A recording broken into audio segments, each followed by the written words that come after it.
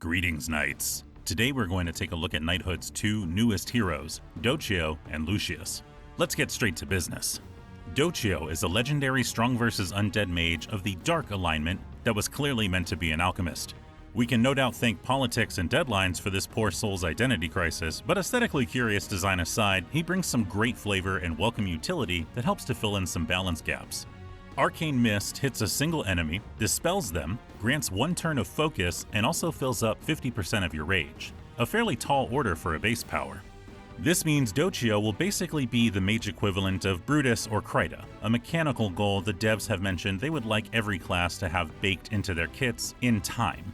Thanks to the brief focus tick, he will also trigger the Rebel Gauntlet's rage condition, nearly filling your rage entirely in as few as 4 actions with a properly leveled mage speed tree. However, I have a sneaking suspicion that he just might interact with the Rebel Gauntlet a little better than the in-game descriptions might lead you to believe. If this is true, add a buff weapon and a second buff mage to your setup and you'll be raging so much you might be convinced you multiclassed into Barbarian at some point. Don't quote me on that, unless I'm right. Then you can quote me on that.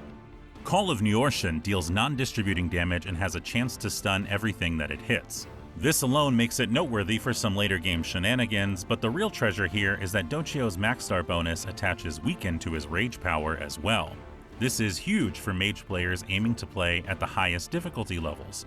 Unfortunately, this much-needed boon is locked behind a fairly hefty paywall. Maxing out a brand new legendary hero does not come cheap, so here's to hoping they hurry up and add him to the dust chest as soon as possible.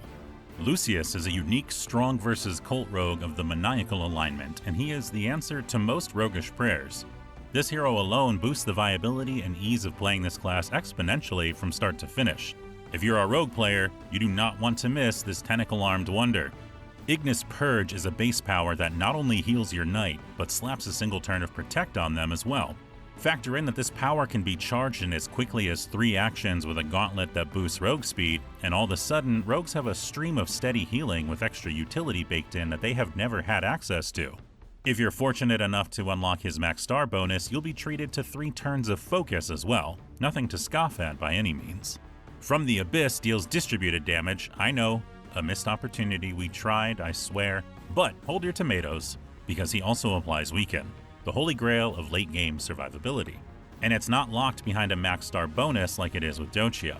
Between his base and rage powers, he is ready to keep our long-neglected rogue friends alive against some of the most terrible creatures in the game almost single-handedly, which is really fortunate since he only has one hand.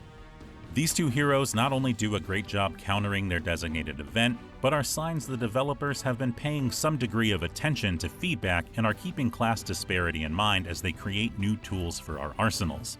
So cheers to you, fellow mages who have suffered with me in the trenches, and cheers to my rogue friends who have endured more than anyone.